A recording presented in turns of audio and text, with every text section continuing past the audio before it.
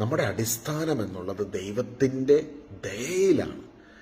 റോമാക്കാർക്ക് എഴുതിയ ലേഖനം റോമ 9-ാം അധ്യായം 15-16 തിരുവചനത്തിൽ നമ്മൾ കാണുകയാണ്, നമ്മുടെ ആഗ്രഹമോ പ്രയത്നമോ അല്ല, ദൈവത്തിൻ്റെ ദയയാണ് എന്തിൻ്റെയും അടിസ്ഥാനം. ദൈവത്തിൻ്റെ ദയ, അവിടുത്തെ കരുണ, അവിടുത്തെ മേഴ്സി, കരുണാമയനായ ദൈവം നമ്മളോട് കാണിക്കുന്ന കരുണയാണ് നമ്മുടെ ഓരോ നിമിഷങ്ങളും ഓരോ നാളുകളും നമ്മുടെ ഈ ജീവിതം ദൈവത്തിൻ്റെ കരുണയുടെ അടിസ്ഥാനത്തിലാണ്. നമ്മുടെ ആഗ്രഹത്തിൻ്റെയോ പ്രയത്നത്തിൻ്റെയോ ഫലമല്ല. ഇന്ന് നിങ്ങൾക്ക് എന്തെങ്കിലും ഉണ്ടെങ്കിൽ, നിങ്ങൾ എന്തെങ്കിലും അനുഭവിക്കുന്നുണ്ടെങ്കിൽ, ജീവിതത്തിൽ എന്തെങ്കിലും ലഭിച്ചിട്ടുണ്ടെങ്കിൽ, ജീവിതത്തിൽ ലഭിച്ചിട്ടുള്ളത് പലപ്പോഴും എന്തെങ്കിലും കുറവുണ്ടെങ്കിൽ ആ കുറവിലേക്ക് മനുഷ്യർ നോക്കും, ദൈവം തന്നിട്ടുള്ളതിലേക്ക് നോക്കാറില്ല.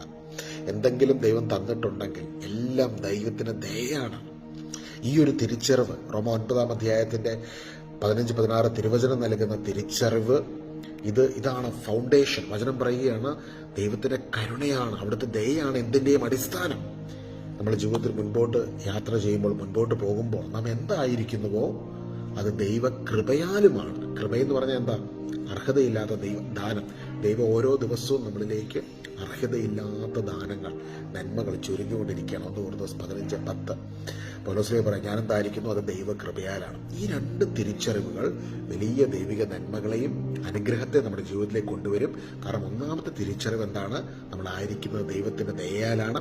രണ്ടാമത്തെ തിരിച്ചറിവ്, നമ്മുടെ ജീവിതത്തിൽ മുൻപോട്ട് പോകുന്നത് അവിടുത്തെ കൃപയാലാണ്.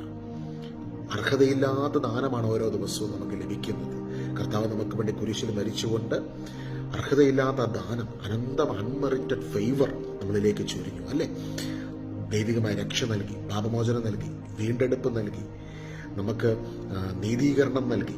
ഇന്ന് ആ ദൈവത്തിന്റെ കൃപയിലൂടെ അവിടെ നമ്മളെ വഴി നടത്തുകയാണ്. ഈ തിരിച്ചറിവിൽ നമുക്ക് ജീവിതത്തിൽ മുൻപോട്ട് പോകാം. കർത്താവ് എല്ലാവരും ധാരാളമായി അനുഗ്രഹിക്കട്ടെ.